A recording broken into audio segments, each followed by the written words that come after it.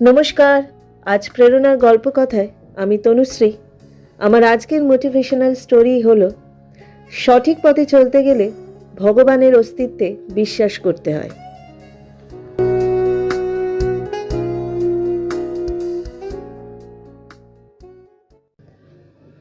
একদিন সকালে আমি ঘরের দরজা খুলে দেখলাম এক ব্যক্তি দাঁড়িয়ে আছে।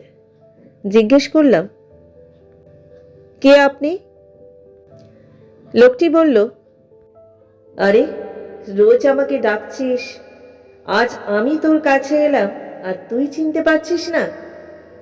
আমি আমতা আমতা করে বললাম, তবে কি আপনি ভগবান? হ্যাঁ, আমি ভগবান। আমাকে এত করে ডাকিস, তাই স্থির করেছি আজ সারা দিন তোর সঙ্গে থাকব। এমন সময় মা ডাক দিল, কি রে, একা একা কার সাথে বকবক করছিস? আয়, খাবি আয়। খাবার টেবিলে বসে রাগ হলো। মাকে বললাম, কি রোজ রোজ একই খাবার রান্না করো? কিন্তু তারপরেই নিজেকে সামলে নিলাম।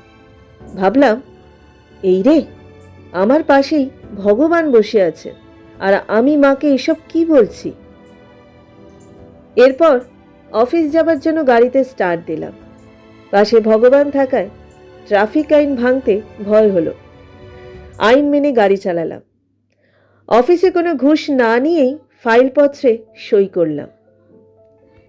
রাতে বাড়ি ফিরে ঘুমাতে গেলাম। দারুণ ঘুম হলো। সকালে মায়ের ডাকে ঘুম ভাঙল। দেখলাম পাশে ভগবান নেই। ভাবলাম, তাহলে স্বপ্ন দেখেছিলাম। সেদিন থেকে আমার জীবনের সমস্ত বদ অভ্যাস ত্যাগ করলাম।